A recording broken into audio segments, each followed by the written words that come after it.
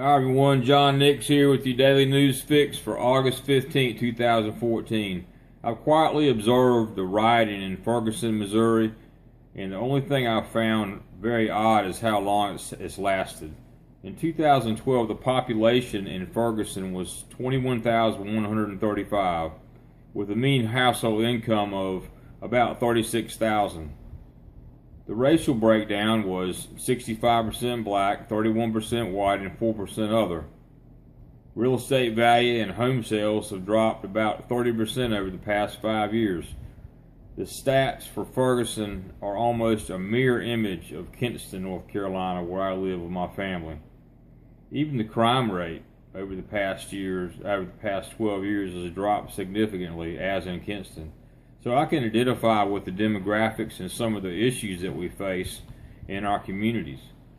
What if this had happened in your community? An 18-year-old black male goes into a convenience store, roughs up a clerk, and steals some cigars. Happens every day, right? But 15 minutes later, he's stopped on the street by a police officer. This is where it gets kind of sketchy. Somehow, the 18-year-old male was shot by the officer. Now, the officer's white, and the suspect is black. Suspect dies from the gunshot wound. With riots going on, the Black Panthers, NAACP, and our buddy Al Not So Sharpton show up for some race baiting like a pack of vultures. I want to make it clear that I'm not defending the officer or the suspect. I'm just pointing out some facts.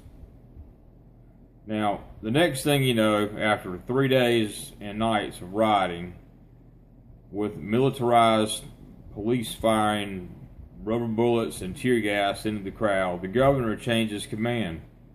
He appoints a black highway patrol officer to lead the charge. Miraculously, the violence is suppressed for a few minutes, but then erupts again.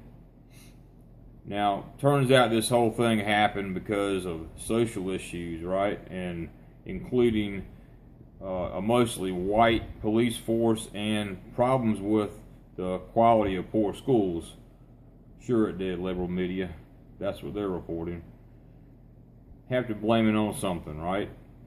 The attorney for the suspect or victim's family called this an execution-style murder by this police officer in broad daylight. This attorney's looking for a paycheck, a fat paycheck from this lawsuit. Let's face it, there are plenty of social issues that lead to criminal behavior. In short, the government is the biggest contributor through the subsidization of America. People are kept in poverty to secure votes with free stuff. Crime is suppressed to a level the public can live with, but the militarization of police units across America has grown at an alarming rate. High crime exists because of the breakdown of the family unit, liberal politicians, and, most of all, government corruption on the local, state, and federal level. Even more so, it exists because of our justice system. Our justice system is flat broken. The law is not upheld. Now, we have an administration bent on militarizing police forces and militarizing America through DHS. This is the biggest threat to our liberty we've ever seen in this country. It's easy to imagine the goings-on in Ferguson happening right here in my hometown. I don't blame race. I see it for what it is. Race baiters like Sharpton, Jesse Jackson, and the Black Panthers only blame race. They fan the flames. They profit from tragedy, but they blame the white man while they profit.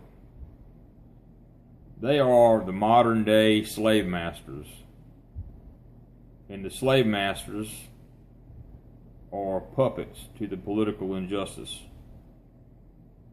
Thanks for tuning in. Never surrender your rights, never give up, never shut up, and keep getting up. I'm John Nix.